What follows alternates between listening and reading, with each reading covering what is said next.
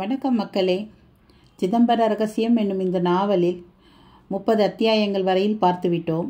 இந்த காணொளியில் 31 35, அதாவது இதுதான் கடைசி அத்தியாயம். இப்பொழுது இந்த நம்ம கடைசி அத்தியாயம் வரையில் தான் பார்க்க போகிறோம். நம்ம சேனலுக்கு நீங்கள் ஃபஸ்ட் டைம் வந்திருக்கீங்கன்னா நம்ம சேனலை சப்ஸ்கிரைப் பண்ணிடுங்க. அப்படியே பக்கத்தில் இருக்கிற பெல் ஐக்கான் அழுத்திட்டிங்கன்னா அடுத்தடுத்து நான் போடுற காணொளிகள் எல்லாம் உங்களுக்கு வந்துக்கிட்டே இருக்கும். கதை முழுசாக கேட்டுட்ட பிறகு ஒரு லைக் கொடுங்க, ஒரு கமெண்ட் கொடுங்க. இப்போ நம்ம சிதம்பர ரகசியத்துக்குள் செல்லலாம் வாங்க. வணக்கம் மக்களே. மகிமாவின் தமிழாற்றுப்படைக்கு உங்களை அன்புடன் வரவேற்கிறேன். வாருங்கள், காணொளிக்குள் செல்வோம். அத்தியாயம் 31. எனது ஆட்டமே பிரபஞ்ச ஓட்டம், எனது எண்ணமே சப்தங்களின் கூட்டம். அந்த நள்ளிரவில் ஆடிய ராஜேந்திரனின் அப்பா புகைப்படம் மாட்டப்பட்டிருந்த ஆணியிடமிருந்து விடுபட்டு சொத்தென்று கீழே விழுந்து கண்ணாடிகள் நொறுங்க சப்தமிட்டது. பிரார்த்தனைக்குள் மூழ்கியிருந்த தேவானை அந்த சப்தம் கேட்டு திரும்பினாள். ராஜேந்திரனும் படம் விழுவதை கவனித்தான். எடுப்பதற்காக வேகமாக அதை நெருங்கியவன் தெரித்து விழுந்த கண்ணாடி துண்டை கவனிக்காமல் நறுக்கென்று நடுப்பாதத்தில், அதுவும் வலது காலில் ஏறி அவனை ஆ என அலறவிட்டது. ஒரு நொடியில் காலிலிருந்து ரத்தம் வெளிப்பட்டு பீரிட ஆரம்பித்தது. தெய்வானை அதை கண்டு பதைத்து போய், ஐயோ என்னங்க இது, அபசகுணமா என்று காலை பிடித்து கொண்டு கதற ஆரம்பித்தாள். கத்தாதே, பாழா போன கண்ணாடி இப்படியா குத்தம்? போய் கார் டிக்கிலிருந்து ஃபர்ஸ்ட் எய்ட் கிட்டை எடுத்துட்டு வா என்று நொண்டிக்கொண்டே ஒரு நாற்காலியில் அமரச் சென்றான். தெய்வானையும் வெளியில் ஓடினாள். கார் டிக்கியை பறக்க திறந்து முதலுதவி பெட்டியை எடுத்து வந்தாள். வந்த வேகத்தில் அதிலிருந்து பஞ்சை எடுத்து இரத்தத்தை துடைத்தவள் மளமளவென்று ட்ரென்ச்சரை நனைத்து காயத்தின் மேல் வைத்தாள். பின் மருந்து பொடியை தூவி பஞ்சை வைத்து பேண்டேஜ் துணியால் கட்டு போட்டு முடித்தாள். ஒரு டாக்டரின் மனைவியான அவளுக்கு ராஜேந்திரன் அதற்கான பயிற்சிகளை தந்திருந்தான். அது அவனுக்கே அப்போது பயன்பட்டது.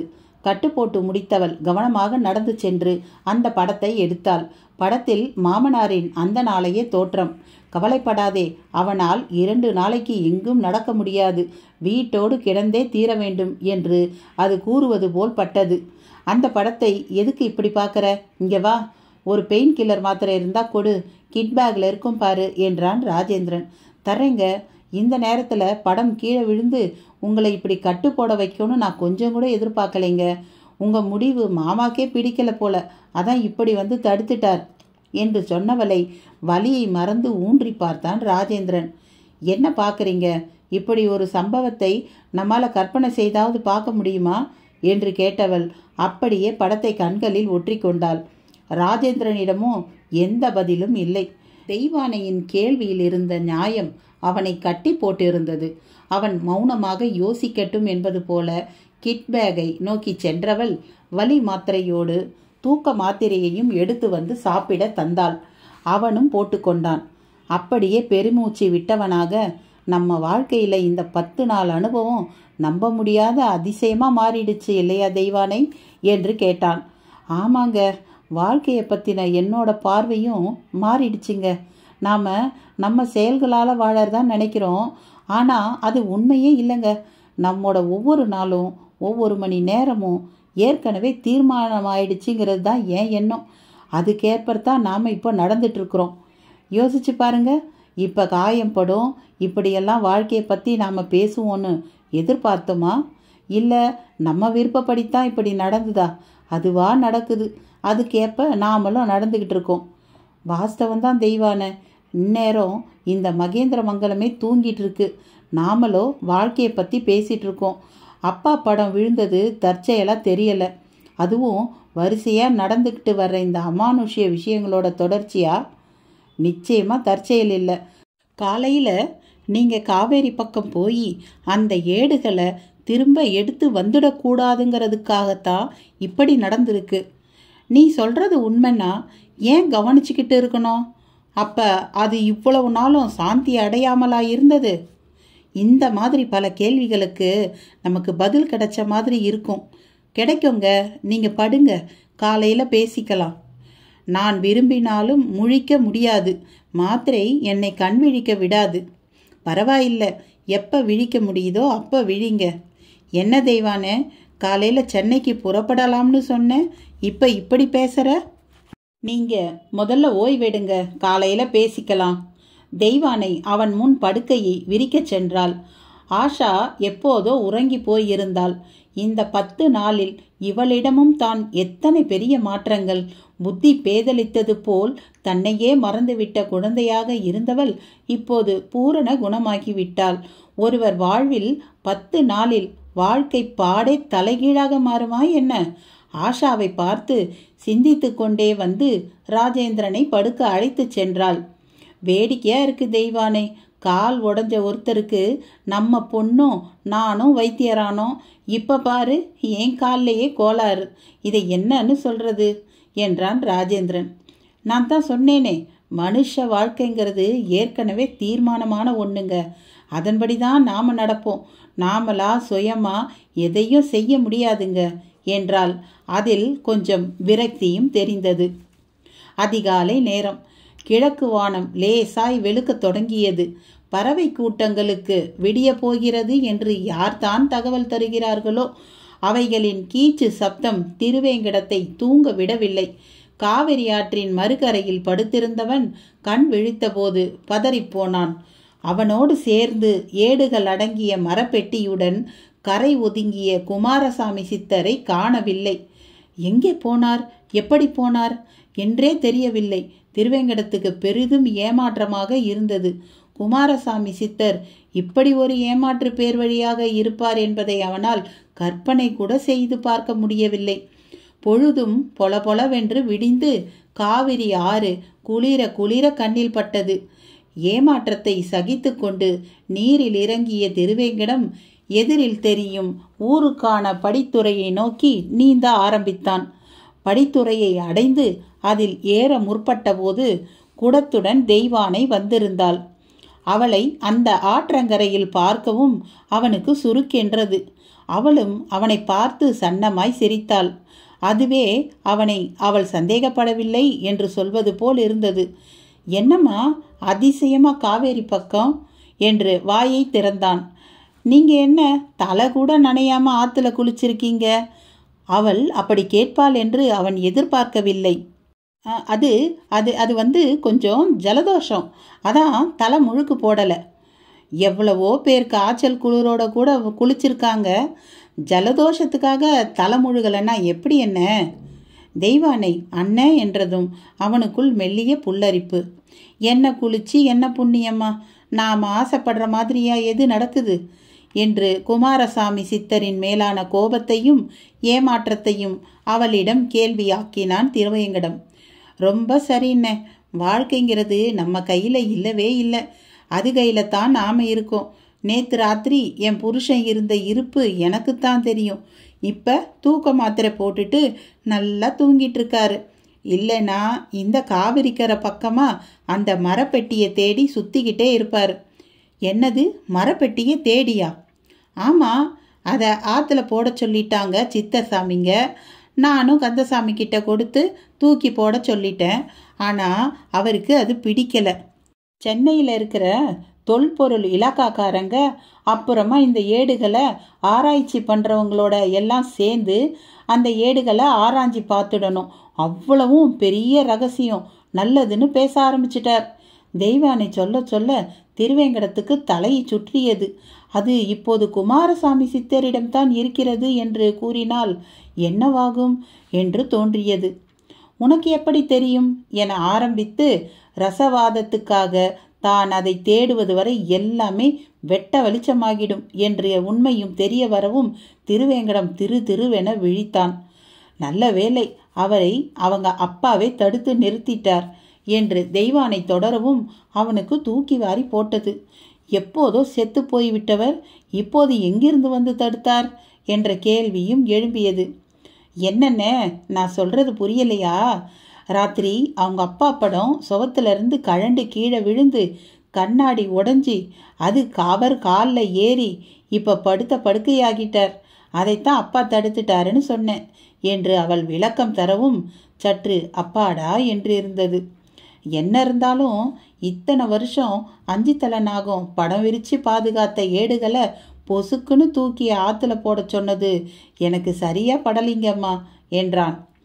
அதான் பயன்பட வேண்டியவங்களுக்கு பயன்பட வேண்டிய அளவு பயன்பட்டு முடிச்சிடுச்சே. என்னம்மா, இனியும் அது பயன்பட்டால் என்ன தப்பு? அதில் என்ன அளவு? அளவெல்லாம் இல்லை, காலம் மாறிடுச்சு. அதில் குறிப்பிட்டிருக்கிற பல மூலிகைகள் இப்போ எங்கேயும் இல்லை. அதனால் அது இருந்தாலும் புண்ணியம் இல்லைங்கிறது தான் சித்தருங்க சொன்னது. போகட்டும், இப்படியெல்லாம் பல விஷயங்கள் இருந்திருக்குன்னு வருங்காலத்துக்கு சொல்கிறதுக்கு அது இருக்கலாமே. நாம் ஒரு புத்தகம் வாங்கி படித்த உடனே கிழிச்சா போட்டுடுறோம், பத்திரமா ஷெல்ஃபில் எல்லாம் வைக்கிறோம். புத்தகமும் இதுவும் ஒன்றானே. ஒரு உதாரணத்துக்கு சொன்னேம்மா. இது சித்தர் சாமிங்களுக்கு தெரியாதா? அவங்கள தான் புரிஞ்சிக்கவே முடியலையே. நான் கூட ஒருத்தரை நம்பி ரொம்ப நல்லாவே ஏமாந்துட்டேன். அப்படியா? யார் அது? அது உனக்கு தெரிய வேணாம்மா. 10 நாளாக நான் பெரிய பெரிய கனவாக கண்டு வச்சுருந்தேன். இப்போ எல்லாம் ஒன்றும் இல்லாமல் போயிடுச்சு. இந்த 10 நாளை எங்களாலேயும் மறக்க முடியாதுன்னு வீட்டை விற்றுட்டு பணத்தோட பட்டணம் போவோன்னு தான் நினச்சேன். ஆனால் எல்லாமே மாறிப்போச்சு. இந்த ஊருக்கு வந்ததுல இருந்து ஆற்றுலையும் குளிக்கலை. அதான் பொழுது விடியவும் கிளம்பி வந்துட்டேன். நல்லதுமா. எப்போ ஊருக்கு கிளம்ப போகிறீங்க? தெரியல, இங்கேயே இருந்துடலாமான்னு கூட தோணுது. பட்டணத்தில் பரபரப்பாக இருந்துட்டு இங்கேயே இருக்க மனசு வருமா? என்ன பெரிய பரபரப்பு, இங்கே எங்களுக்கு ஒரு பாதுகாப்பு இருக்கிற மாதிரி தோணுது. அதுலேயும் ராத்திரி அவர் அப்பா படம் கழண்டு விழுந்ததெல்லாம் சாதாரண விஷயமே இல்லை. எங்கள் பெரியவங்க அந்த வீட்டில் இப்போவும் இருக்கிற மாதிரியே எனக்கு ஒரு உணர்வு. காவிரிக்கரையில் அந்த காலை வேளையில் திருவேங்கடத்தை உழுக்காமல் உலுக்கி கொண்டிருந்தாள் தெய்வானை. அவனுக்கும் ஒரு கோணத்தில் தான் தப்பி விட்டது போலவும் உணர்வு, இன்னொரு கோணத்தில் ஏமாந்து நிற்பது போலவும் உணர்வு. தெய்வானையும் ஆற்றில் இறங்கத் தொடங்கினாள். அப்போது ஒரு சிறுவன் திருவேங்கடத்தை தேடிக்கொண்டு வந்தவன் போல, என்ன இங்கேயா இருக்கே நீ? உன்னை எங்கெல்லாம் தேடுறது என்றான். யாருடா நீ? எதுக்கு என்ன தேடுற? கோபமானான். சாமி உன்னை கூட்டிகிட்டு வர சொன்னார். சாமியா? யாருடா அது? அதான் ராத்திரி உங்களோட சேர்ந்து பெட்டியில் இருக்கிற ஏடுகளெல்லாம் எடுத்தாரே, அவர் தானே? சிறுவன் சொன்ன பதில் ஆற்றில் இடுப்பளவு தண்ணீருக்குள் இறங்கிவிட்ட தெய்வ யானையை அதிர்ந்து மிக வேகமாக திரும்பி பார்க்க வைத்தது. சித்தர்களைத்தான் புரிஞ்சிக்கவே முடியலையே. அத்தியாயம் 32. சித்தர்கள் நாடும் ரத்தினம் நான், முக்தர்கள் காட்டும் பக்தியும் நான். ஆற்றுக்குள் நின்றபடியே திரும்பி பார்த்த தெய்வ யானையை பெரிதும் படபடப்போடு பார்த்தான் திருவேங்கடம். தன்னை பற்றிய அந்த உண்மை இவ்வளவு சீக்கிரம் உடைந்து வெளிப்படும் என்று அவன் எதிர்பார்க்கவே இல்லை. கையில் உள்ள குடத்தோடு தெய்வ யானை மேகமாக கரையேறி அவனை நெருங்க தொடங்கவும் படபடப்பாக்கிவிட்டது அவனுக்கு. என்னென்ன இது? என்ன சொல்கிறான் இந்த பையன்? அது அது அது வந்து அப்போ ராத்திரி ஆற்றுல விட்ட பெட்டியை நீங்களும் அந்த சாமியாரும் எடுத்துட்டீங்களா? இல்லைம்மா, அது என்னன்னா, இப்பெல்லாம் புரியுது. 10 நாளாக நான் ரொம்பவே தவிச்சிட்டு இருந்தேன்னு நீங்கள் சொன்னதுக்கு அர்த்தம். அம்மா, என்னை தப்பாக எடுத்துக்காத. நீங்கள் இதை இப்போ தப்பாக எடுத்துக்கவும் எதுவுமே இல்லை. ஆற்றுல ஒரு பெட்டி வரவும் அது என்ன ஏதுன்னு எடுத்து பார்த்தோம், அவ்வளவுதான். அர்த்த ராத்திரியில் ஆற்றுல பெட்டி விடப்பட்டது உங்களுக்கு எப்படி தெரியும்? என்னமோ எதேச்சியாக பார்த்த மாதிரி சொல்கிறீங்க. அது அது என்ன? அது பேச முடியாமல் தடுமாறுறதுலையே இருந்து தெரியுது நீங்கள் தப்பு பண்ணினது. இப்போ அது அந்த சாமியார்கிட்ட தான் இருக்கா? ஆமாம்மா, ராத்திரி 2 பேரும் சேர்ந்து தான் எடுத்தோம். எதிர்கரையில் போய் தங்கிட்டோம். நான் அப்படியே அசந்துட்டேன். கண்ணு முழிச்சு பார்த்தா அவரை காணோம். அவர் என்னையும் ஏமாத்திட்டு ஏடுகளோடு ஓடிட்டாருன்னு நினச்சேன். இப்படி என்னை கூப்பிடுவாருன்னு நானே எதிர்பார்க்கல. திருவேங்கடம் நடந்ததை சொல்லி முடித்தான். தெய்வ யானைக்குள் தீவிரமான சிந்தனை ஓட்டம். ராத்திரியெல்லாம் தூக்கம் வரல. இதே காவிரி ஆற்றுக்கு குளிக்கணும்னு ஒரு எண்ணம். இந்த ஊருக்கு வந்ததுலேருந்து வராத இந்த எண்ணம் இன்னைக்கு மட்டும் எதனால் வந்ததுன்னு இப்போ தான் புரியுது. நான் இப்போ இங்கே வரலன்னா உங்களை பார்த்துருக்கவும் முடியாது, இந்த விஷயமும் தெரியாமலே போயிருக்கும். எனக்கு தெரியணும்னு விதி இருக்குது, அதான் வந்திருக்கேன். சரிம்மா, இப்போ என்ன பண்ண போகிற? என்ன பண்ணவா? புறப்படுங்க. உங்களோட வந்து நானும் அந்த சாமியாரை பார்க்குறேன். எல்லா சாமிகளும் ஆற்றுல போட்டுடுன்னு சொன்னப்ப இவர் மட்டும் அதை எதுக்கு எடுத்தாருன்னு எனக்கு தெரியணும். இதுக்குள்ள நிறைய குறிப்புகள் இருக்குதுமா. எல்லாமே ரொம்ப மதிப்பானவை. அவ்வளவும் ரகசியங்கள். இது எனக்கு தெரியாதா? இதையத்தான் என் வீட்டுக்காரரும் சொன்னார். இல்லை இல்லை, அப்படிப்பட்ட ரகசியங்களை ஆத்தோட போகட்டும்னு விட்டுட முடியுமா? விட்டா நாம் முட்டாளுங்க இல்லையா? அப்போ இது ஆத்தோட போகட்டும்னு சொன்ன சித்தர் சாமிங்க எல்லாம் முட்டாளுங்களா? அவங்க முட்டாள்கள் இல்லை, சுயநலவாதிங்க. என்ன உளர்றீங்க? உளரலம்மா, நீயே யோசிச்சுப்பாரு. சில ரகசியங்கள் ரகசியமாக இருக்கிறது தான் நல்லதுன்னு சொல்கிறது எதனால் தெரியுமா? அப்போ தான் இவங்க மஞ்சள் குளிக்க முடியும். எல்லாருக்கும் எல்லாம் தெரிஞ்சிட்டா அது ரகசியமாகவே இருக்காதே. அண்ணே, இப்படி சொல்ல உங்களுக்கு தயக்கமாக இல்லை? அந்த சித்தர் சாமிங்க ஒன்றும் உங்களை போல் சாமானியப்பட்ட மனுஷங்க இல்லை. அவங்க தங்களுக்காக வாழறவங்களும் இல்லை. சரிம்மா, நாம் இப்படி பேசினா பேசிக்கிட்டே போகலாம். நான் இப்போ என்ன பண்ணலாங்கிற? பெரியவங்க சொன்னபடி அதை ஆத்தோட விட்டுடணும். அதுதான் சரி. நீங்கள் தான் விட்டுட்டீங்களே, அப்புறம் எதுக்கு பேச்சு? அதை திரும்ப எடுத்துட்டீங்களே, அது இனி எங்கள் பாடு. எப்போ ஆற்றுல தூக்கி போட்டுட்டியோ அப்போவே உன் கடமை முடிஞ்சிருச்சு. ஆற்றுல அடிச்சுக்கிட்டு போனதை தான் நாங்கள் எடுத்தோம். பூமிக்கு அடியில் இருக்கிற புதையலை தான் யார் வச்சிருந்தாலும் தப்பு. அது அரசாங்கத்துக்கு சொந்தம். இது தண்ணியில் மிதந்து வந்த சமாச்சாரம். அதை நாங்கள் எடுத்ததில் எந்த தப்பும் இருக்கிறதா எனக்கு தெரியல. இதுக்கு மேலேயும் இந்த விஷயத்தை பற்றி நான் பேச விரும்பலை. நீயும் மனசை போட்டு குழப்பிக்காம சென்னைக்கு போய் பொழப்ப பாரு. அதுதான் உனக்கும் நல்லது. திருவேங்கடம் ஒரு வெறி வந்தவன் போல பேசிவிட்டு புறப்பட்டு விட்டான். தேவியானை தன்னை அவன் கன்னத்தில் அரைந்து மிரட்டாமல் மிரட்டிவிட்டு போவது போல் தோன்றியது. மலமளவென்று ஆற்றில் இறங்கியவள் 3 முழுக்கு போட்டாள். அப்படியே ஈரம் சொட்ட எழுந்து நின்றவள், இந்த நீராடல் எனக்கு தர வேண்டிய புண்ணியத்தையும் அருளையும் தரட்டும் என்று மனதுக்குள் வேண்டிக்கொண்டு விறுவிறுவென நடக்க ஆரம்பித்தாள். தென்னந்தோப்பு உள்ளே குடிசை, வழக்கம் போல் காற்றின் உலாவல். திருவேங்கடம் ஓட்டமாய் ஓடி அங்கே வரவும் குமாரசாமி சித்தர் காத்திருந்தார். சாமி, என்ன சாமி இப்படி என்னை விட்டுட்டு வந்துட்டீங்க என்று ஆரம்பித்தான் திருவேங்கடம். பதிலுக்கு அவர் முறைத்து பார்த்தார். முறைக்காதீங்க சாமி, ஏன் கஷ்டம் எனக்கு தான் தெரியும். வர வழியில் அந்த பொண்ணு வேற பார்த்துடுச்சு. அது வாயை பிடுங்கவும் நாம் ஏடுகளை எடுத்த விஷயம் அதுக்கு தெரிஞ்சு போச்சு சாமி. சரி சரி, புறப்படு. குமாரசாமி சித்தர் பட்டு கத்தரித்தது போல் பேசினார். எங்க சாமி? இனி இந்த ஊரில் நமக்கு வேலை இல்லை. காவேரி புஷ்கர காலமும் முடிஞ்சிடுச்சு. இங்கே வேலை இல்லைன்னா எங்கே சாமி போக போகிறோம்? என் கூட பொதிகை மலைக்கு புறப்படு. பொதிகை மலைன்னா? கேள்வியா கேட்காம புறப்படு. இஷ்டம் இல்லைன்னா விட்டுடு, நான் புறப்படுறேன். சாமி, நான் ஒரு தொழில் செய்கிறவன், குடும்பஸ்தன். எப்படி சாமி உங்கள் பின்னால் நினச்ச நேரத்தில் வர முடியும்? பெரிய விஷயங்களுக்கு ஆசைப்பட்டா சின்ன சின்ன விஷயங்களெல்லாம் தியாகம் செஞ்சு தான் தீரணும். அங்கே எதுக்கு சாமி போகணும்? அங்கே தாண்டா மூலிகை. மனுஷனோட மூச்சு காற்று படாத இயற்கை அங்கே இருக்குது. அந்த மாதிரி இடம்தான் ரசவாதம் பண்ணுறதுல இருந்து காயகல்பம் செய்யறதுக்கெல்லாம் ஏற்ற இடம். அங்கே சாப்பிட தூங்க வசதி இருக்கா சாமி? அதையெல்லாம் நாம தான் உருவாக்கிக்கணும். தொணன்னு பேசாமல் புறப்படுறியா இல்லையா? கொஞ்சம் வீடு வரைக்கும் போய் சொல்லிட்டு வந்துடட்டுமா? போனால் வரமாட்டேன். இல்லை சாமி, எப்படி சொல்லணுமோ அப்படி சொல்லிட்டு வந்துடுறேன். இதோ பாரு, நீ எப்படி சொன்னாலும் வீட்டில் உனக்கு அனுமதி கிடைக்காது. நீ போனால் வரமாட்டேன். இல்லை சாமி, நான் இப்படியே உங்கள் கூட வந்தால் என்னை காணோன்னு தேடுவாங்க. ஒரு வார்த்தை சொல்லிட்டா எதுவும் பிரச்சனை இல்லை. பைத்தியக்காரா, இப்படி சொல்லிட்டு போன உன் தாத்தாக்கல்ல ஒருத்தன் கடைசி வர திரும்பலை. அது தெரியுமா உனக்கு? சாமி, எனக்கு எப்படி தெரியும்னு கேட்காத. உன் குடும்பத்துக்கு எப்படி நீயோ அப்படித்தான் என் குடும்பத்துக்கு நானும். சாமி, என்னென்னவோ சொல்கிறீங்களே. டேய், இப்போ வரியா இல்லையா? மிகவும் கடுமையான குரலில் கேட்டார். வரேன் சாமி. ரசவாதம் பண்ணிட முடியும் தானே? வந்தா நீ குபேரன், வரலன்னா காணாமல் போன உன் தாத்தாவுக்கு பேரன். சரி சரி, நான் கிளம்புறேன். நடந்தா சாமி? என் சித்துக்களை நீ பார்த்தது கிடையாது தானே? ஏதோ கொஞ்சம் பார்த்துருக்கேன். அப்போ கூடவே வா, நிறைய பார்ப்ப. தோப்பை விட்டு அவர் புறப்பட திருவேங்கடமும் பின்தொடர்ந்தான். இருவரும் நடந்து சாலைக்கு வந்தனர். காரில் போகலாமா பஸ்ஸில் போகலாமா? குமாரசாமி சித்தர் ஏதோ 7-8 வாகனங்கள் எதிரில் நிற்பதை போன்ற பாவனையோடு கேட்டார். இங்கே நின்றுக்கிட்டு இப்படி கேட்டா எப்படி சாமி?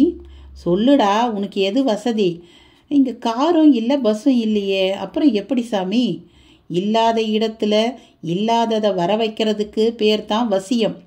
அப்படின்னா நல்ல பெரிய படகு கார் வந்தால் நல்லா இருக்கும் சாமி. வருமா சாமி? அவ்வளவு தானே, கொஞ்ச நேரத்தில் வரும்பார். அவர் அந்த பதிலோடு ஒரு ஓரமாய் அமர்ந்து கொண்டு கண்களை மூடி தியானிக்க தொடங்கினார்.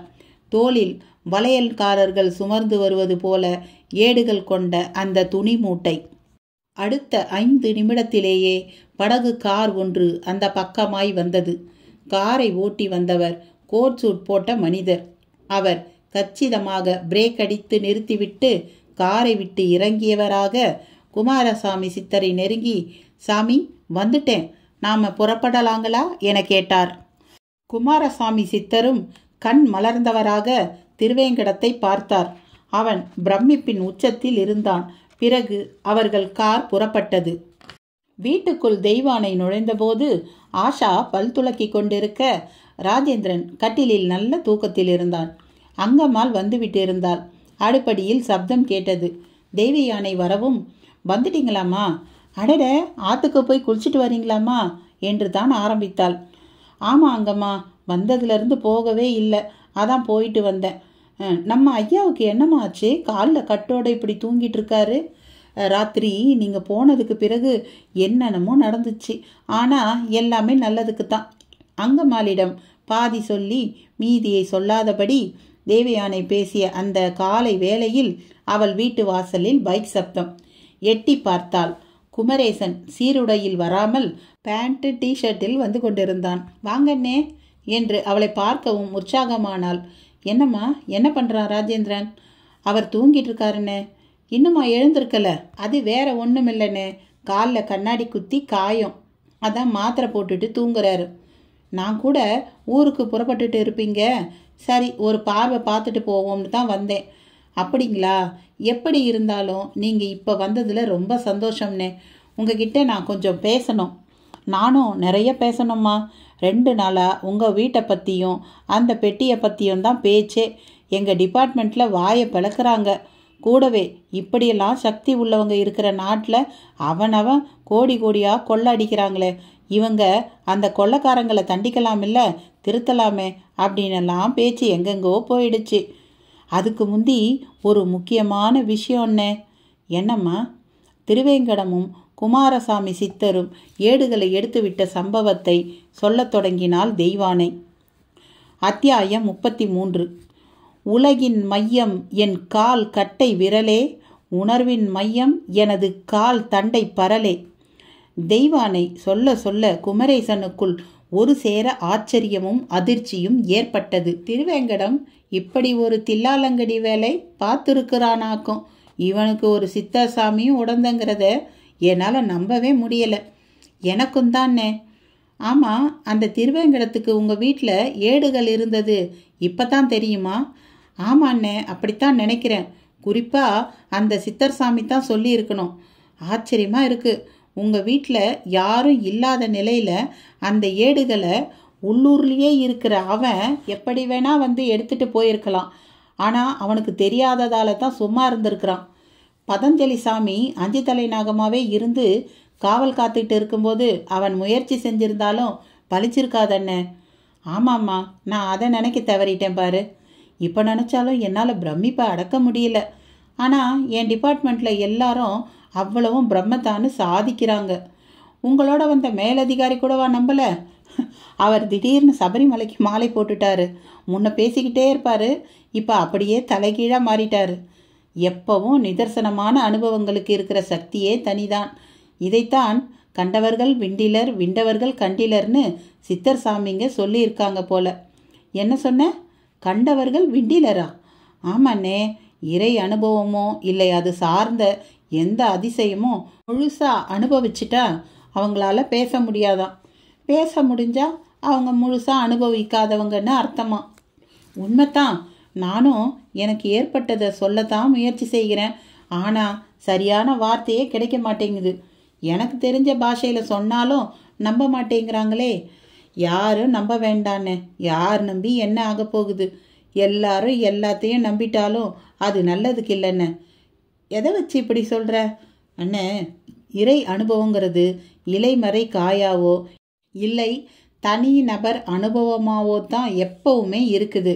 இப்போ அப்படி இருக்கும்போதே திருப்பதியில் சாமி கும்பிட சில நாளில் 10 மணி நேரமாவது ஆகுது.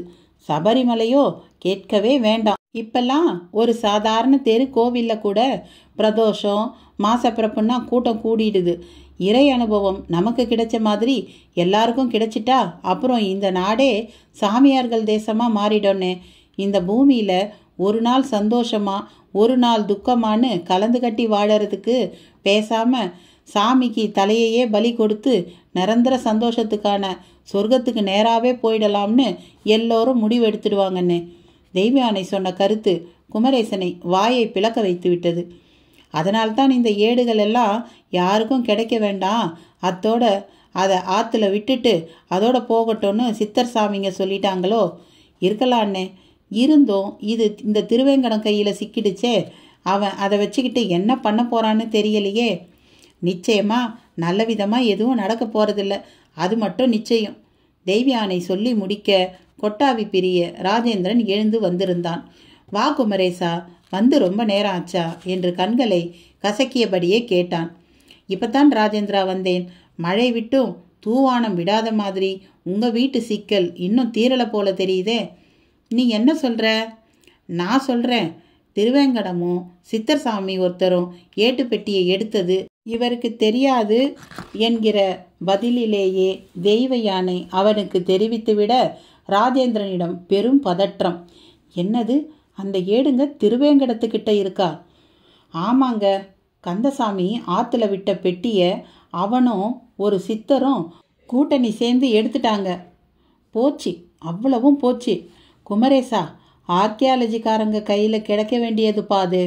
தஞ்சாவூர் சரஸ்வதி மகால் நூலகம் மாதிரி அரசாங்க இடத்துல போய் பாதுகாப்பாக இருக்க வேண்டியது. நான் கூட அதுக்குத்தான் படாத பாடுபட்டேன். ஆனால் எல்லாமே என் கை மீறி நடந்துருச்சு. பாரு, இப்போ கூட என்னால் சட்டுன்னு எங்கேயும் போக முடியாது என்று ராஜேந்திரன் கண்ணாடி குத்திய காலை காட்ட குமரேசன் திகைக்க, எல்லாம் நல்லதுக்கு தாங்க, நீங்கள் அதை பற்றி கவலைப்படாதீங்க என்றாள் தெய்வானை. என்னது நல்லதுக்கு தான்? என் அப்பா ஆவி ரூபமாக இருந்து படம் கீழே விழுந்து உடஞ்சி அதனால் கண்ணாடி குத்தி என்னை போக விடாமல் தடுத்துட்டாருன்னு சொன்னியே, அதனால் என்ன புண்ணியம்? ஆற்றுல இறங்கி பெட்டியை கொண்டு போயிட்டானே, அவனை ஏன் எதுவும் செய்யலை? ராஜேந்திரனிடம் கோபம் கொந்தளித்தது. இப்படி கேட்டால் நான் என்ன சொல்ல? நம்ம பெரியவங்க அந்த பெட்டிக்காக மட்டுமில்லாமல் இந்த வீட்டை விட்டு நாம் போகக்கூடாதுன்னு கூட இப்படி நடத்தியிருக்கலாம். அவங்கள இனிமே கூட எந்த விதத்துலையாவது தடுத்து நிறுத்தலாம். எதையும் ப்ராக்டிக்கலாக யோசித்து பேசு தெய்வானே. முந்தியாவது அந்த பெட்டியும் பாம்போட காவலும் கொண்ட வீடா மதிப்போடு இருந்துச்சு. இப்போ இது ஒரு அந்த கால பழைய வீடு, அவ்வளவு தான். இங்கே இருக்கிறது வெறும் கல்லும் மண்ணும் தான். இதை இப்படியே விட்டால் காலத்தில் பாழடைஞ்சி ஒன்றும் இல்லாமல் தான் போகும். ராஜேந்திரன் தெய்வயானை மேல் சீறி பாய்ந்திட குமரேசன் இடையில் புகுந்தான். ராஜேந்திரன், முதல்ல ஏடுகளை வச்சு அந்த திருவேங்கடம் என்ன பண்ணுறான்னு பார்ப்போம். அதுக்கு பிறகு எந்த முடிவுக்கும் வருவோம். அது ஆத்தோட போகிறது தான் நல்லதுன்னு சித்தர் சாமிங்க சொன்னது சரின்னா அவனால் எதுவும் பண்ண முடியாது. அதை கொண்டு தங்க பஸ்பமோ இல்லை சூரணமோ செய்திட்டாலும் கூட போதும். சாமிங்க சொன்னதெல்லாம் பொய், வெறும் கண்கட்டு. நாம் நினைக்கிறது தான் சரிங்கிற முடிவுக்கு வருவோம். என்ன சொல்கிற? குமரேசன் சொன்னதை ராஜேந்திரனும் ஆமோதிக்க, நீ ரெஸ்ட் எடு, அவனை இனி நான் பார்த்துக்கிறேன் என்றவனாய் புறப்பட்டான் குமரேசன். ஆச்சாரி வீடு. குமரேசன் தன் பைக்கில் போய் இறங்கியவனாக உள்ளே நுழைந்தான். பழைய தங்கச் சங்கிலி ஒன்றை பூச்சாங்கொட்டை சாரில் அலசி கொண்டிருந்தவர் நிமிர்ந்து பார்த்தார். எங்கவே உன் அருமை மகன்? எடுத்த எடுப்பிலேயே டாப் கியரில் தொடங்கிவிட்டான் குமரேசன். எதுக்கு கேட்குறீங்க என்று சாதாரணமாக கேட்டார் ஆச்சாரி. உமக்கு ஒன்றுமே தெரியாதாக்கும். தெரிஞ்சா எதுக்கியா நான் இப்படி கேட்க? ஆற்றுல தூக்கி போட்ட ஏட்டு பெட்டியை உன் மவன் ஆட்டையை போட்டுட்டாயா? குமரேசனின் பின் பாயிண்டான பதிலால் ஆச்சாரி முகத்தில் முதலில் அதிர்ச்சி, பிறகு அப்படியா, அவனுக்கு அது வசப்பட்டுருச்சா என்றார் மெல்லிய புன்னகையோடு. என்னையா நீங்க ஒன்றும் தெரியாத மாதிரி எதிர்கேள்வி கேட்குறீங்க? தெரியாதுதான் தம்பி, தெரியாதுதான். ஏடுங்க வேணும், அது கிடைச்சா நல்லதுன்னு ஆசைப்பட்டது தெரியும். ஆனால் அதை எடுத்தது சத்தியமாக எனக்கு தெரியாது. இதை நான் நம்பணுமாக்கும். சரி, நம்பாம போ, எனக்கு என்ன வந்துச்சு? தப்புயா, பெரிய தப்பு. என்ன தப்பு? பெட்டியை களவாண்டா அது தப்பு. ஆற்றுல தூக்கி போட்டதை எடுத்தா என்ன தப்பு? வேண்டான்னு தானே தூக்கி போட்டீங்க. ஆச்சாரி பேச்சில் மடக்கிவிட்ட நிலையில் மிக சகஜமாக திரும்பவும் சங்கலியை அலச ஆரம்பித்தார். குமரேசனுக்கு அவரிடம் அடுத்து என்ன பேசுவது என்றே தெரியவில்லை. உள்ளபடியே திருவேங்கடம் செய்ததில் உண்மையில் எந்த தவறும் இல்லை. அவனை குற்றம் சொல்ல முனைவதே கூட நமது பலவீனத்தை பட்டவர்த்தனமாக காட்டுவது போல் ஆகிவிடும் என்பதை உணர்ந்தவன், ஆச்சாரி, நான் போலீஸ்காரனா இப்போ கேட்க வரல. உம்ம மகன் திருடிட்டான்னு குத்தம் சொல்லலை. ஒட்டு மொத்த சித்தர் சாமிங்க எல்லாம் ஒன்றா சேர்ந்து அதை தூக்கி போட்டுடுங்கன்னு சொல்லியும் கேட்காம அதை எடுத்துட்டு போயிட்டானே, அதை தான் தப்புன்னு சொன்னேன். அவனுக்கு ஏதாவது ஆகிட்டா என்ன பண்ணுறதுன்னு தான் யோசிக்கிறேன். அதெல்லாம் எதுவும் ஆவாதியா. அவன் என்ன தன்னிச்சையாவா இதெல்லாம் செய்தான்? கூடவே ஒரு சாமி இருக்காருல்ல, அவர் அறகுறையா எல்லா சித்த சன்னியாசிகளுக்கும் ஒரு வழினா இவருக்கு மட்டும் தனி வழியாக்கும். தனி வழியில் போகிறவங்க தான் தம்பி சாதிப்பாங்க. நீ அனாவசியமாக கவலைப்படாத. ஆமாம், இதையெல்லாம் சொல்லத்தான் இவ்வளோ அவசரமாக வந்தியா? அது மட்டும் இல்லை, வயசில் மூத்தவங்க கிட்ட சில விஷயங்களை கேட்டு தெரிஞ்சுக்கவும் வந்திருக்கேன். குமரேசன் சொன்னதோடு அருகில் மரபெஞ்சில் அமர்ந்தவனாக பக்கத்தில் கிடந்த விசிறியை எடுத்து விசிறிக்கொள்ள தொடங்கினான். அவனை ஏறிட்ட ராமையா ஆச்சாரி மௌனமாக கேளு என்பது போல பார்த்தார். உங்களுக்கு அந்த ஏடுகளால் என்னையா காரியம் நடக்கணும்? செம்ப தங்கமாக்கணும், போதுமா? அவர் பதில் குமரேசனை குடைக்கம்பியால் குத்தினது போல் ஆயிற்று. ஐயா, அது சாத்தியமா? சாத்தியப்படுத்தி இருக்காங்களே. அப்படின்னா இந்தியா வல்லரசாயிடுமே. உலகத்தோட பொதுப்பணமே தங்கம் தானே ஐயா. அதை இல்லைங்களையே நான். அந்த ஏடுகளில் வேற என்னெல்லாம்யா இருக்குது? நான் பார்க்கலையே, எனக்கு எப்படி தெரியும்? சரி, தெரியாமல் தான் கேட்குறேன். இந்த ஊர்லேயே இருக்கிற உங்களுக்கு அந்த வீட்டில் ஏடுகளோட பெட்டி இருந்தது தெரியாதா ஐயா? கூடவே 5 தலை நாகப்பாம்பு இருந்து காவல் காத்துட்டு இருக்கும்போது தெரிஞ்சு என்ன புண்ணியம்? அப்போ அந்த பாம்பு ஏன் எதுவும் செய்யலை? ஆற்றுல போட சொல்லிட்ட பின்னால் அவங்க வரையில் அது குப்பை. அதுக்கு எதுக்கு பாம்போட காவல்? அதான் விலகி போயிருக்கும். இந்த பாம்போட காவலுங்கிறதே நம்ப முடியாத விஷயமாக தான் இருக்குது. வெளியே சொன்னால் யாரும் நம்ப மாட்டேங்கிறாங்க. எப்படி நம்புவாங்க? இப்போ தான் எல்லாத்தையும் போட்டோ பிடிச்சி உடனே வாட்ஸ்அப்பில் போட்டுடுறாங்களே. முன்ன கடைக்கு போய் பிலிம் வாங்கி அதை கொண்டு படம் எடுத்து அப்புறம் கழுவ கொடுத்து படமாக போட்டு வாங்கி வந்து பார்த்தா தான் அதை பார்க்க முடியும். இப்போ எடுக்கும்போதே பார்த்துட்டு தானே எடுக்கிறோம். இம்புட்டு வசதி வந்துட்ட காலத்தில் பாம்பு காவல் காக்குது, ஏட்டில் உலகமகா ரகசியம் இருக்குதுன்னா எவன் நம்புவான்? நீங்கள் கேலி பண்ணுறீங்களா இல்லை வருத்தப்படுறீங்களானே தெரியலை. நீ எப்படி வேணால் எடுத்துக்க தம்பி. ஐயா, நான் திரும்பவும் சொல்கிறேன், ஒரு போலீஸ்காரனா நான் இங்கே வரல, இந்த ஊர்க்காரனாக வந்திருக்கேன். எவ்வளவோ ஊர் இருக்க, நம்ம ஊரில் மட்டும் எதுக்கு இப்படி அதிசயம் நடந்துச்சு? அவ்வளவு அதிசயமும் ஏன் ரகசியமாகவே இருக்குது. நான் உங்களை மதித்து இதை புரிஞ்சிக்கிறதுக்காக வந்திருக்கேன் ஐயா. தயவு செய்து சொல்லுங்க, ஏட்டிக்கு போட்டியாக பதில் சொல்லாதீங்க. குமரேசன் கெஞ்சாத குறை. சிரித்தார் ராமையா ஆச்சாரி. அவர் மனைவி ஒரு டம்ளர் மோரோடு வந்து நின்றாள். அவள் கண்களில் கலக்கம். குடியா சொல்கிறேன் என்ற ஆச்சாரி மெல்லிய குரலில், சிதம்பர ரகசியம்னா என்னன்னு தெரியுமா? அத்தியாயம் 34. பஞ்சபூதங்களும் நானே, 6ஆம் அறிவும் 7ஆம் சப்தமும் 8ஆம் தவமும் 8 நவமும் நானே நானே.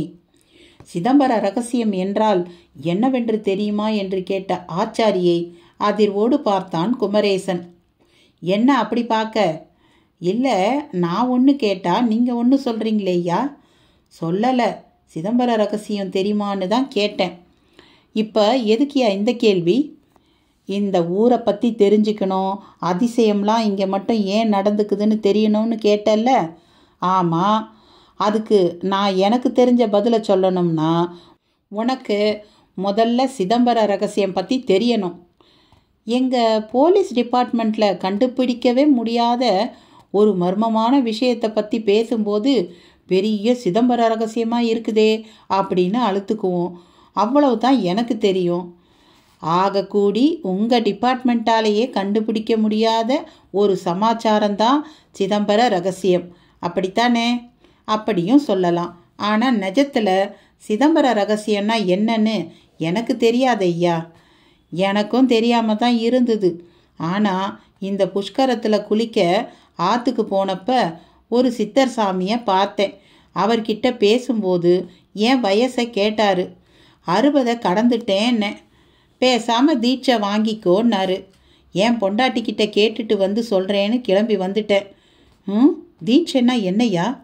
ஒரு குருநாதர் நம்ம மனசு எப்படிப்பட்டதாக இருந்தாலும் அதை பொருட்படுத்தாமல் ஒரு மந்திரத்தை நம்ம காதில் நமக்காக ஓதி ஆசீர்வாதம் பண்ணுறதுக்கு பேர் தான் தீட்சை. அந்த மந்திரத்தை நாம் என்ன செய்யணும்? மந்திரம்னா முதல்ல என்னன்னு தெரிஞ்சுக்கோ. சூமந்திரகாளின்னு நீ கதையில் படித்த மாதிரியோ இல்லை சினிமாவில் பார்த்த மாதிரியோ எல்லாம் கிடையாது. இது மனசுங்கிறது ஒரு சப்தம். அது 3 விதம். ஒன்று பேச்சு, இன்னொன்று இசைங்கிற பாட்டு, 3வது பாஷையில் அடங்கா வெடி சப்தம் மாதிரியான சப்தங்கள். நான் சொல்கிறது புரியுதா? புரியுதுய்யா. நாம் நிம்மதியாக இல்லைன்னு எப்போ சொல்வோம்னா நம்ம எண்ணங்களில் குழப்பம், கவலை இதெல்லாம் இருக்கும்போது சொல்வோம். சரிதானே? ஆமாய்யா, சரிதான். நம்ம மனசு லேசாக உற்சாகமாக இருக்கும்போது சந்தோஷமாக இருக்குதுன்னு சொல்லுவோம். சரிதானே? ஆமாய்யா. அப்போது சந்தோஷமும் துக்கமும் உடம்புக்கு கிடையாது, அது எப்பவும் மனசுக்குத்தான், இல்லையா? ஆமாய்யா. உடம்புக்கே ஒரு நோயினாலும் வருத்தப்படுறது மனசு தானே. அதில் என்னையா சந்தேகம்? அப்படிப்பட்ட மனசு சம்பந்தப்பட்டது தான் மந்திரமும். எப்படியா? மந்திரங்கிறது என்ன? அது ஒரு சப்தம் தானே. ஆமாம். அந்த மந்திர சப்தங்கிறது நம்ம மனசில் மண்டி கிடக்கிற கவலை, வருத்தம், ஏமாற்றங்கிற சப்தத்தை எல்லாம் சந்தோஷம், நிம்மதிங்கிற சப்தமாக மாற்றிடும். அதுக்கு அப்படி ஒரு சக்தி. ஆச்சரியமாக இருக்கே. முதல்ல அப்படித்தான் இருக்கும். அப்புறம் போக போக ஆச்சரியம் நீர்த்து போய் சாதாரணமாகிடும். காட்டில் எவ்வளவோ யானைங்க ஊருக்குள்ளே வந்து அதுங்க அட்டகாசம் பண்ணும்போது நாம் அதை துரத்த கும்கி யானைன்னு ஒன்று அனுப்புகிறோம். அதை கொண்டு துரத்துறோம் இல்லையா? அது மாதிரி தான் இதுவும். சரியா? அந்த சித்தர் அப்படி ஒரு மந்திரத்தை உங்களுக்கு உபதேசம் பண்ணினாரா? நீங்கள் தீட்சை வாங்கினீங்களா? உங்கள் வீட்டம்மா என்ன சொன்னாங்க? இதெல்லாம் அபூர்வமான விஷயங்கள். நாம் தேடினாலே கிடைக்காது. தானாக வரும்போது அதை விடுவேனா? இருந்தாலும் பெண்டாட்டியை கேட்காம எதுவும் செய்யறதில்ல. இவகிட்டையும் வந்து கேட்டேன். தாராளமாக வாங்கிக்குங்க, போகிற வழிக்கு புண்ணியம், நீங்கள் எதை வேணா செய்யுங்கன்னுட்டா. ஆச்சாரி அந்த பதிலோடு மோர் கொடுத்து விட்டு நின்றபடி நின்ற மனைவியை ஒரு பார்வை பார்த்தார். பலவலன்னு நேரத்தை கடத்தாம இந்த தம்பிக்கிட்ட கேட்ட கேள்விக்கு பதிலை சொல்லுங்க என்றாள் ஆச்சாரி மனைவி. சொல்ல வேண்டியதை சொன்னாத்தானே புரியும். இந்த ஊருக்கு மட்டும் அப்படி என்ன சிறப்புன்னு கேட்ட கேள்விக்கும் சிதம்பர ரகசியத்துக்கும் என்ன சம்பந்தம்? முதல்ல அதை சொல்லுங்க. சொல்கிறேன். அந்த சித்தர் சாமி சொன்னதை அப்படியே சொல்கிறேன். நாம் படிக்கிற ஒவ்வொரு புத்தகமுமே சிதம்பர ரகசியம்தான் அப்படின்னு சொன்னார். எனக்கு ஒன்றுமே புரியலை. அப்பால அவரே விளக்கம் கொடுத்தாரு. ஒரு புத்தகம் இருக்குது, அதை வாசிக்கவும் அது அப்படியே நம்ம மனசுக்குள்ளே ஏறிடுது. அதே நேரம் புத்தகம் அப்படியே தான் இருக்குது. இந்த புத்தகத்தில் நாம் வாசித்த விஷயங்கள் நமக்குள்ளே வந்துட்டதால புத்தகத்தில் அது குறைஞ்சி போயிடுறதில்ல, அப்படியே தான் இருக்குது இல்லையா? ஆமாம். இது என்ன பெரிய விஷயம்? இதுதான் பெரிய விஷயமே. ஆனால் நாம் அதை பெரிய விஷயமாக எடுக்காமல் சாதாரணமாக நினைக்கிறோமே, அங்கே தான் சிதம்பர ரகசியமும் இருக்குது. என்ன சொல்கிறீங்க? அட பொசை கெட்டவளே, உனக்கு இன்னமா புரியலை. ஒரு புத்தகம் தன்னோட விஷயத்தை கொஞ்சமும் இழக்காம அதே நேரம் 1 கோடி பேர் அதை படித்தாலும் அவங்களுக்கு தன்கிட்ட இருந்ததை அப்படியே கொடுத்துட்டு தானும் குறையாம படித்தவனுக்கும் குறைவில்லாம பார்த்துக்குதே, இது எவ்வளவு பெரிய விஷயம். அச்சடிச்சது அப்படியே தானே இருக்கும், அது எப்படி குறைய முடியும்? இது ஒரு பெரிய விஷயமா? அச்சடிச்சிட்டா ஆயிடுச்சா? படிக்க தெரிஞ்சாதானே எடுத்துக்க முடியும். ஆமாம், பாஷை தெரியாதவனால் படிக்க முடியுமா? முடியாது. அப்போ அவன் வரையில் கையில் கிடைச்சாலும் புண்ணியம் இல்லை தானே? ஆமாம். இப்போ பாயிண்ட்டுக்கு வர்றேன். நம்ம சிதம்பரம் கோவில் கூட அந்த மாதிரி ரகசியமான புத்தகம். அதை எல்லாரும் திறந்து படிச்சிட முடியாது. நம்ம ஊரை பற்றி கேட்டால் சிதம்பரம் கோவிலுக்கு போயிட்டீங்களே. முதல்ல சிதம்பரம் கோவிலை பற்றி தெரிஞ்சுக்கோ. அங்கே இருக்கிற நடராஜ மூர்த்தியோட கால் கட்டை விரல் தான் நாம் வாழுற பூமியோட மையம். நிஜமாவா? பூகோள ஆராய்ச்சி பண்ணவன் தான் இதை சொல்லி இருக்கான். அது மட்டும் இல்லை, அந்த சாமியோட ஆட்டம்தான் பூமியோட இயக்கம். இதை பற்றி நான் கேள்விப்பட்டிருக்கிறேன். அந்த கோவிலே அதிசயம்தான். 4 புறமும் 4 வாசல் மட்டுமல்ல, மொத்தம் 9 வாசல். கூரையில் 21,600 ஓடுகள். அதை பொறுத்த 72,000 ஆணிகளை பயன்படுத்தியிருக்காங்க. அங்கே நடராஜர் சாமிக்கு வலப்பக்கமாக ஒரு திரை தொங்கிட்டு இருக்கோம். அதை விலக்கி காட்டுவாங்க. அங்கே ஒன்றுமே இருக்காது. ஒரு பக்கம் ஆட்ட சுரூபம், இன்னொரு பக்கம் எதுவுமே இல்லை. இந்த எதுவும் இல்லாதது தான் ஆகாயம்னு சொல்லலாம். ஆனால் இந்த ஆகாயம் இல்லைன்னா அதில் பூமி இருக்க முடியுமா? பூமி மேலே நாம் நடந்து திரிய முடியுமா? மேகம் கூடி மழை பெய்யுமா? சிதம்பரம் கோவிலை பற்றி விரிவாக சொல்லத் தொடங்கிவிட்டார் ஆச்சாரி. ஐயா, நீங்கள் பெருசாக எதையோ சொல்கிறீங்க, ஆனால் ஏன் கேள்விக்கும் இதுக்கும் சம்பந்தம் இருக்கிற மாதிரியே தெரியலையே. நாம் 2 விதமாக வாழ பழகி இருக்கோம். எதையும் மேலோட்டமாக மட்டுமே பார்க்கறது ஒரு விதம், அடுத்து ஆழமாக மட்டுமே பார்க்கறது. எதையும் சரியாக பார்க்கறதுன்னு ஒன்று இருக்குது. அதுக்கு நாம் பழகலை, யாரும் சொல்லியும் தரலை. இப்போ நான் விஷயத்துக்கு வந்துடுறேன். சிதம்பரம் கோவிலுக்கு 9 வாசல், நமக்கு 9 துவாரங்கள். அங்கே 21,600 ஓடுகள்.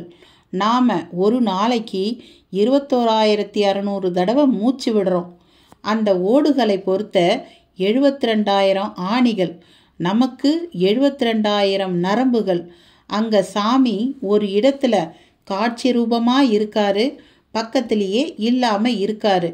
அவருக்கு வலது பக்கம், நமக்கு இடது பக்கம். இது இதய துடிப்பை குறிக்குது. இப்படி மனிதனுடைய உடற்கூறோடு அந்த கோவில் பொருந்தி போகுது. அங்கே இன்னொரு அதிசயமும் இருக்குது. ஒரே இடத்துல நின்றுக்கிட்டு நடராஜ சாமியை மட்டும் அல்ல, மகாவிஷ்ணுவான கோவிந்தராஜனையும் நீ கும்பிடலாம். தலையை மட்டும் திருப்பிக்கணும். ஒருத்தன் ஆட்டக்காரன், இன்னொருத்தன் தூக்கக்காரன். ஒருத்தன் லிங்கம், இன்னொருத்தன் ரங்கம். அவங்க 2 பேருமே நாங்கள் ஒன்று தான், வெவ்வேறு கிடையாதுன்னு சொல்லாமல் சொல்கிறாங்க. வெயிலும் நிழலும் இருந்தால் தான் அதை நாம் புரிஞ்சிக்க முடியும். ஒன்று மட்டும் இருந்து இன்னொன்று இல்லைன்னா அருமை தெரியாது. அது மாதிரி தான் அவங்க 2 பேரும் அங்கே இருக்காங்க. விறுவிறுன்னு போனோம், சாமியை கும்பிட்டோன்னு வர்றது ஒரு விதம். நுட்பமாக உள் கூடுகளெல்லாம் புரிஞ்சிக்கிறது இன்னொரு விதம். ஆச்சாரி நெடிய தன் விளக்கத்துக்கு சற்று இடைவெளி விட்டார். குமரேசன் அதை கேட்டு அடுத்து என்ன செய்வது என்று தெரியாத குழப்பத்தில் தான் இருந்தான். ஆச்சாரி மனைவியிடமும் அதே நிலைத்தான். ஆச்சாரி கொஞ்சம் யோசியுங்கள் என்பது போல எழுந்து கொல்லை பக்கம் போய்விட்டு வந்தார். என்னப்பா போலீஸு, என்ன பேசாமல் இருக்க? என்னத்தையா பேசுறது? நான் நம்ம ஊர் அதிசயத்தை பற்றி கேட்டால் நீங்கள் சிதம்பரம் வரைக்கும் போயிட்டீங்க. அப்புறம் புத்தகத்தை உதாரணம் சொல்லி அதுவும் சிதம்பர ரகசியம்தான் சொல்கிறீங்க. ஒன்றுமே புரியலை. புரியலையா? அப்போ சரி. என்ன அப்போ சரி? குழப்புன்னு குழப்பி விட்டுட்டு புரியலையா சரின்னா என்னையா அர்த்தம்? நீ சொன்ன மாதிரி தான் நானும் அந்த சித்தர் சாமிக்கிட்ட சொன்னேன். அவர் சிரிச்சுக்கிட்டே பதிலுக்கு என்ன சொன்னார் தெரியுமா? என்னையா சொன்னார்? டாக்டர் ஆகணும்னா 5 வருஷம் காலேஜுக்கு போய் படிக்கிறது தானே அப்படின்னு கேட்டார். ஆமான்னே. அந்த மாதிரி இதெல்லாம் புரியணும்னா இதில் முழுசாக இறங்கு. நான் உபதேசம் பண்ண போகிற மந்திரத்தை ஓயாமல் சொல்லு. அப்புறம் யாரும் எதுவும் சொல்லாமலேயே தானா உனக்கு எல்லாம் புரியும் அப்படின்னாரு. அது சரி, இது பயங்கர சாமர்த்தியமால இருக்கு. ஒரு விஷயத்த நல்லா புரிஞ்சுக்கோ. நமக்கு முதல்ல நம்மளை தெரியணும். நம்மையே நமக்கு சரியாக தெரியாதப்ப வெளியில் இருக்கிற விஷயங்களை தெரிஞ்சிக்க ஆசைப்படக்கூடாது. இது என்னையா பேச்சு? எனக்கு என்னை தெரியாதா ஐயா? சரி, நீ யாரு சொல்லு பார்ப்போம். நான் குமரேசன். அப்போ அந்த பேர் தான் நீயா? பேர் தான் நீயாண்ணா? ஆமாய்யா. இங்கே ஊரில் 100 குமரேசனுங்க இருக்காங்க. அப்போது அவங்கெல்லாம் யார்? அவங்கெல்லாமும் குமரேசனுங்க தான். உனக்கே இந்த பதில் தப்பாக தெரியலை. சரி, நீங்கள் என்ன தான் சொல்ல வர்றீங்க? நீ யாருங்கிறத முதல்ல புரிஞ்சிக்கோ. உன்னோட உடம்பை பற்றியும் தெரிஞ்சுக்கோ. உடம்ப உனது கட்டுப்பாட்டில் கொண்டு வா. ஒரு முடி கூட உன் விருப்பப்படித்தான் வளரணும், இல்லை உதிரணும். முடியுமா உன்னால்? யாராலையும் முடியாது ஐயா. அப்படி சொல்லாத. சிதம்பர ரகசியத்தை தெரிஞ்சுக்கிட்டவனால எல்லாம் முடியும். அப்படி எல்லாத்தையும் செய்ய முடிஞ்சவங்க எழுதுனது தான் அந்த ஏடுகள். அதில் உள்ளபடி செய்ய வேண்டியதை செய்தா நம்மாலையும் எல்லாம் முடியும். அதை செய்யத்தான் என் மகனும் அந்த குமாரசாமி சித்தரும் இப்போ களத்தில் இறங்கி இருக்காங்க. முடிவாக ஆச்சாரி ஏடுகளிடமும் தன் மகனிடமும் வந்து நின்றார். குமரேசனுக்கும் தான் தெரிந்து கொள்ள பிரதான விஷயத்தின் பக்கம் வந்துவிட்டது போல் தோன்றியது. அப்போது ஒரு தொலைபேசி அழைப்பு. காதை கொடுத்த குமரேசன் ஸ்தம்பித்தான். சிதம்பரம் கோவில் கூட ரகசியங்கள் நிறைந்ததுதான். அத்தியாயம் 35. என்னை அறிய தனக்கொரு கேடில்லை, என்னை அறியார் எதையறிந்தும் பயனில்லை. குமரேசன் ஸ்தம்பிக்கவும் ஆச்சாரியும் அதிர்ந்தார். என்னப்பா ஆச்சு? யார் என்ன சொன்னாங்க ஃபோனில் என்று கேட்டார். குமரேசனிடம் சட்டென்று ஒரு பதில் இல்லை. உன்னைத்தான்ல என்ன ஆச்சு? அதை எப்படியா சொல்லுவேன்? எப்படியான்னா, உங்கள் மகன் திருவேங்கடமும் அந்த குமாரசாமி சித்தரும் ஒரு காரில் போயிருக்காங்க போல. அதனால காரு விபத்துக்குள்ளாகி ஓடுற காவிரி ஆற்றுல விழுந்துடுச்சான். உங்கள் மகனுக்கு பலமான காயமா? ஆனால் அந்த சித்தர் செத்துட்டாராம். அதுவும் கோரமாக தலை நசுங்கி. குமரேசன் சொன்ன மறுநொடி ஆச்சாரி அப்படியே சிலையானார். அவர் மனைவி புலம்ப ஆரம்பித்தாள்.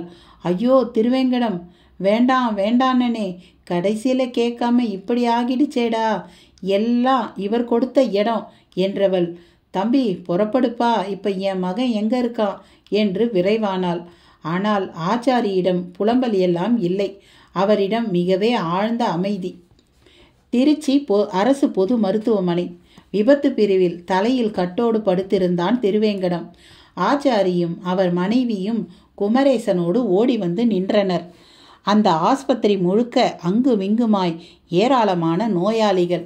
அதில் ஒரு நோயாளி பிளாட்பார கடையில் முட்டை பரோட்டா வாங்கி வர செய்து அவசரமாக விழுங்கி கொண்டிருக்க, இன்னொரு நோயாளி மறைத்து மறைத்து பீடி பிடித்து கொண்டிருந்தான். எழுந்து சென்று புகையை ஜன்னலுக்கு வெளியேயும் விட்டுவிட்டு அதன் வாடை உள்ளே வந்து விடாதபடி ஜன்னலையும் அடைத்தபடி இருந்தான். இப்படியொரு கூட்டத்தில் திருவேங்கடம் கிடந்தான். அவனிடம் சுயநினைவே இல்லை.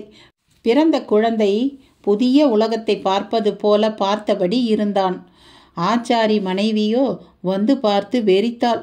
டேய் திருவேங்கடம், அம்மா வந்திருக்கேன் பாருடா, கண்ணு இங்கே பாருடா என்று அவள் கொடுத்த குரலுக்கு, யாரது இங்கு வந்து சத்தம் போடுவது என்பது போல பார்த்தான் திருவேங்கடம்.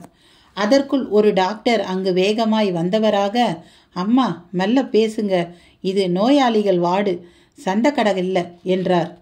டாக்டர், நான் இவனோட தாய். இவன் இப்போ எப்படி இருக்கான் என்று அதே பதற்றம் குறையாமல் கேட்டாள். உயிருக்கு எந்த ஆபத்தும் இல்லை, ஆனால் தலையில் அடிபட்டதில் சுய நினைவு போயிடுச்சு. போக போக நிறைய பரிசோதனைகள் செய்ய வேண்டியது இருக்கு. அப்புறம்தான் முழுமையாக என்ன பிரச்சனைன்னு சொல்ல முடியும். ஐயோ, இப்படி கூடவா அடிபடும்? ஒரு சிறு நரம்பு பிசகு கூட பெரிய பின்விளைவை உருவாக்கும்மா.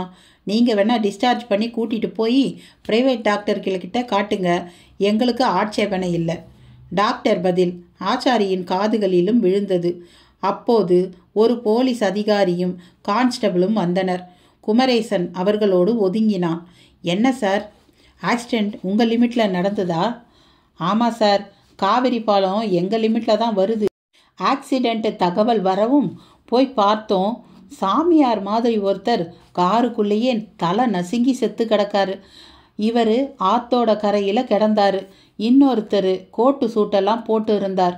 அவரும் ஸ்பாட் அவுட். காரும் ஆற்றுல விழுந்து கிடந்தது. பிரேக் பிடிக்காத நிலையில் எதிரில் வந்த வண்டிக்காக ஓரமாக ஒதுங்கும்போது கட்டுப்பாடு இல்லாமல் போய் பாலத்திலிருந்து விழுந்திருக்கு. இதை பார்த்தவங்க சொன்னாங்க. நாங்கள் போய் பார்த்தப்ப ஆற்று தண்ணியில் சில ஏடுகளும் கிடந்தன. நிறைய ஏடுகள் இருந்திருக்கு போல. எல்லாமே அடிச்சிட்டு போயிடுச்சு. உள்ளே இருக்கிறவர் உடம்பு கிடந்த இடத்துல ஒரே ஒரு ஏடு மட்டும் கிடந்தது.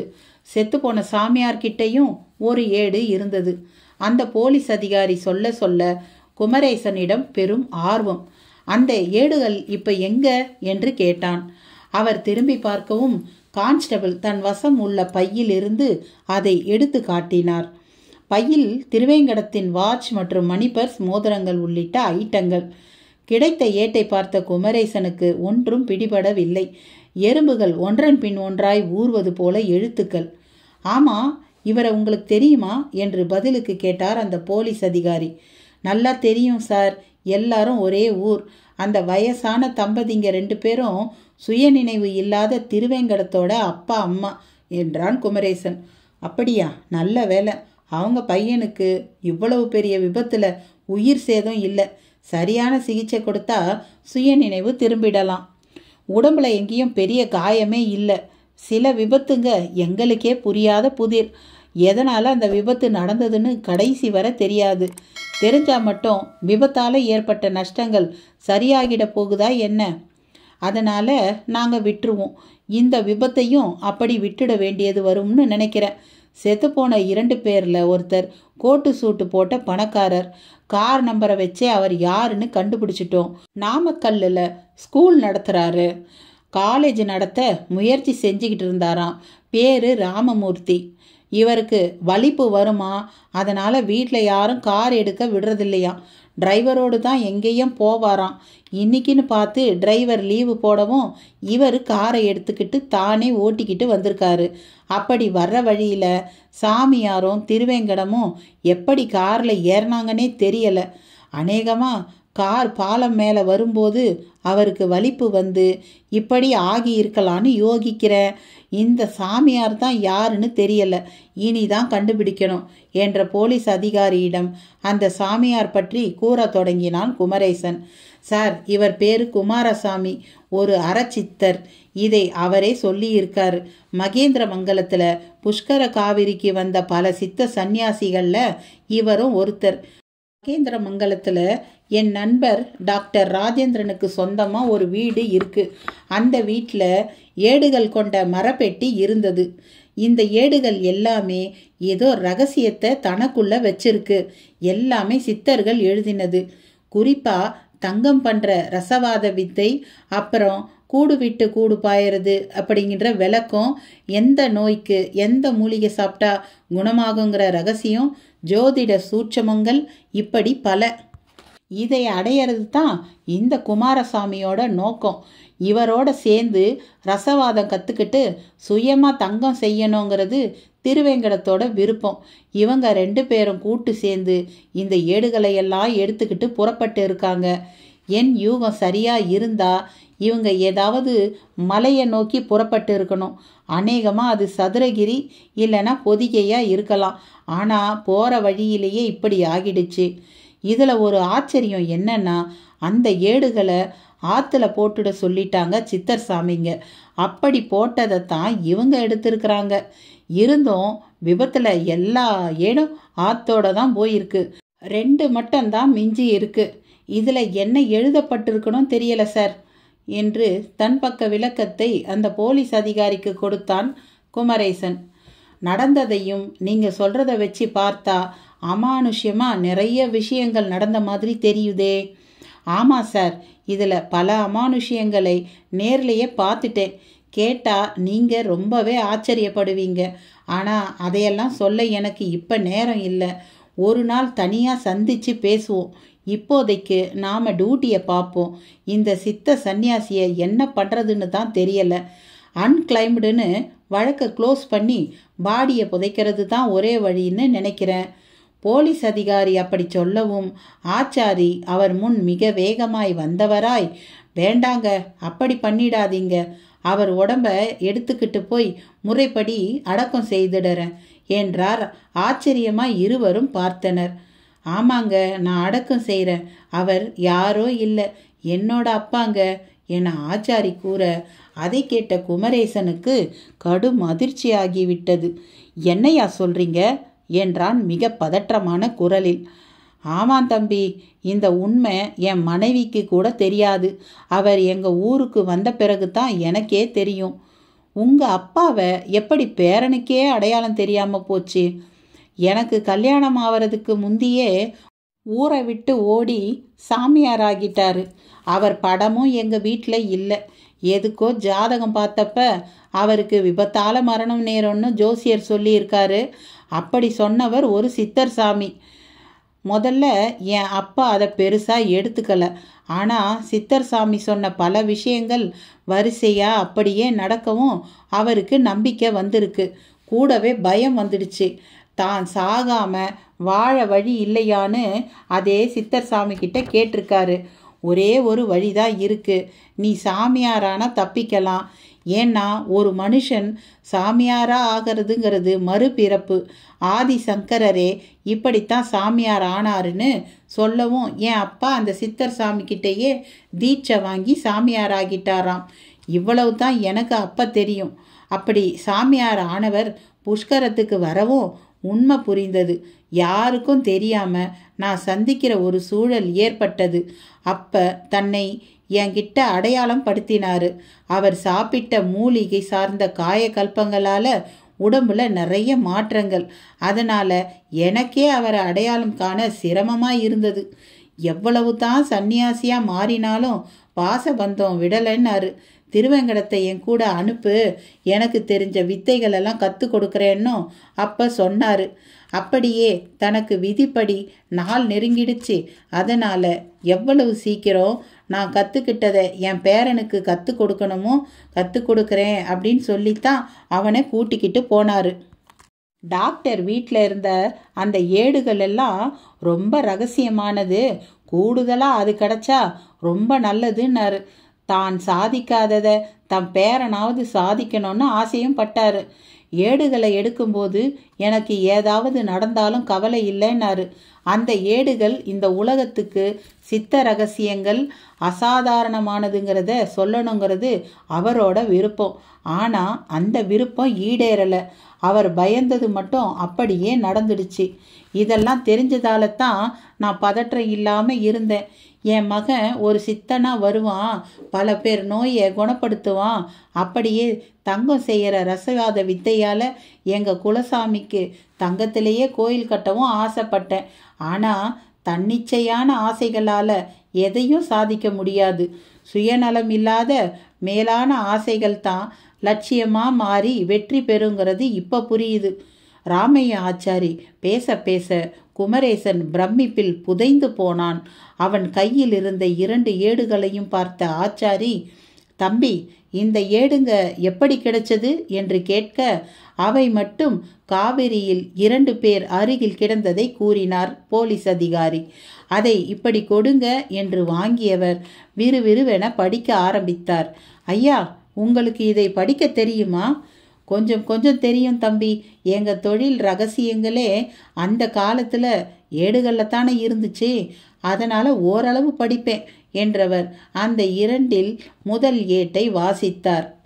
அம்பலம் மையம், மகேந்திரம் சுழியம், அரங்கம் அனந்தம், ஆரூர் சுகந்தம், வேங்கடம் வேட்டல், கச்சி கிச்சை, மதுரை அமிர்தம், காசியே அந்தம் என்று வாசித்தவர் நிமிர்ந்து பார்த்தார்.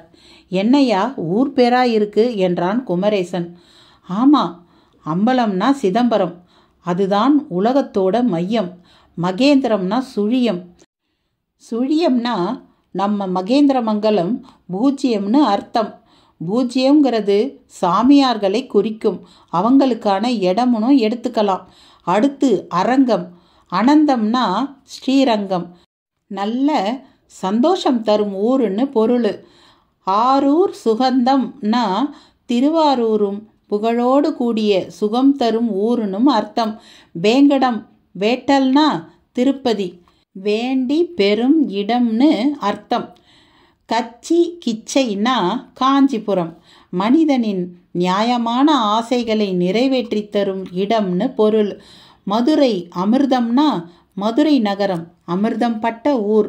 அமிர்தத்துக்கு அழிவு கிடையாது, அழியாதது கலைகள், அந்த கலைகள் கொண்ட ஊருன்னு பொருள் கொள்ளலாம்.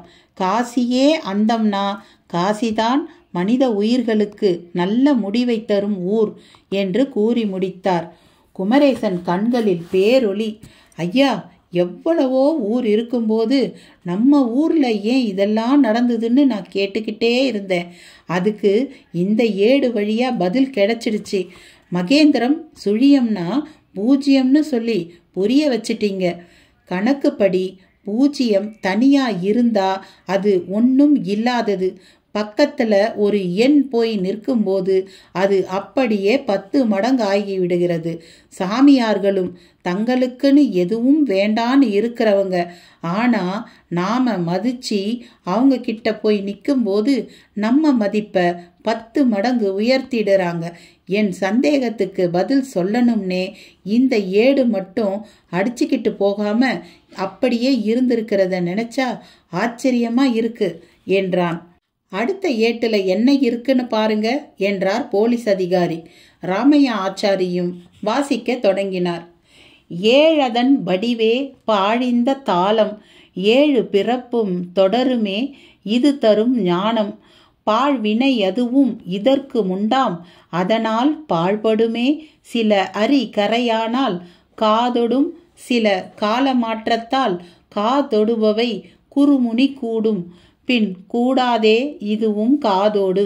அவர் வாசித்ததோடு மேலே அண்ணாந்து பார்த்து பரவசப்பட்டார்.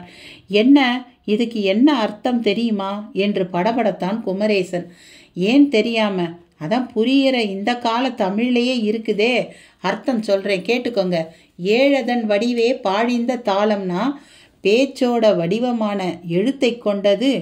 பனை மரத்துல இருந்து பாழாய் போய் விழுந்த இந்த ஏடுன்னு அர்த்தம். இந்த ஏட்டுல உள்ளது அவ்வளவும் பாடம். இதை ஒருத்தன் படிச்சிட்டா அந்த படிப்பு அவன் வரையில 7 ஜென்மத்துக்கும் கூடவே வரும். திருவள்ளுவர் கூட ஒருமைக்கண் ஒருவருக்குத்தான் கற்ற கல்வி எழுமையும் ஏமாப்புடைத்து என்கிறார். அதாவது ஆழ்ந்து படிக்கிற படிப்பு 7 ஜென்மத்துக்கு கூடவே வரும்னு அவரும் சொல்லியிருக்கார். பாழ்வினை எதுவும் இதற்கு உண்டாம் என்றால் இதுக்கும் வினைப்பாடு உண்டு. எப்படிப்பட்ட வினைப்பாடுன்னா அழிஞ்சி போற வினைப்பாடு. அது எப்படி அழியும்னா, கரையானால சில ஏடுகள் அழியும், காதோடும் சில காலமாற்றத்தால்னா காவிரியில் விழுந்துன்னு அர்த்தம். கா தொடும் அப்படின்னு பிரிச்சு படிச்சா புரியும். காதொடும் சில காலமாற்றத்தால்னு அடுத்த வரி. அதாவது இதுல இருக்கிறத இப்ப படிச்சு சொல்றேன். இது உங்க காதை அடையுது இல்லையா, அதை சொல்லுது. காதொடுபவை குறுமுனி கூடும் என்றால் காவிரியில விழுந்தது குறுமுனியான அகத்தியர்கிட்ட போய் சேர்ந்துடும். அதன் பின் கூடாதே இதுவும் காதோடுன்னா இதுல இருக்கிற விஷயங்கள் அதற்கு பிறகு நம்ம காதுல விழாதுன்னும் விழக்கூடாதுன்னும் அர்த்தம் உண்டு. ராமையா ஆச்சாரி வாசித்து பொருள் கூறி முடித்த நிலையில் குமரேசனிடம் மட்டுமல்ல, அந்த இன்னொரு போலீஸ் அதிகாரியிடமும் பிரமிப்பு. ஐயா, என்னோட எல்லா சந்தேகங்களுக்கும் விடை கிடைச்சிடுச்சுங்க. ஏடுகளை ஆத்துல ஏன் தூக்கி போட சொன்னாங்கங்கிறது கேள்விக்கும் விடை கிடைச்சிடுச்சு. ஒரு மாணவன் தான் எழுதின பேப்பரை திருத்தம் செய்ய வாத்தியார்கிட்ட கொடுக்குற மாதிரி இதை அகத்தியர்கிட்ட தந்ததா நினச்சி ஆற்றுல தூக்கி போட சொல்லியிருக்காங்க. அதோட இப்போ இருக்கிற காலத்துக்கு இது பயன்படாதுங்கிறதும் ஒரு காரணம். பயன்படுத்த முயற்சி செய்தால் அது விபரீதத்தில் போய் முடியுங்கிறதும் நடந்த விபத்தே உதாரணம். இதை எனக்கு தெரிவிக்க சித்தர்கள் ஆசைப்பட்ட மாதிரி 2 ஏடு மட்டும் தப்பி கிடைச்சிருக்கு. இதை என்னன்னு சொல்றது?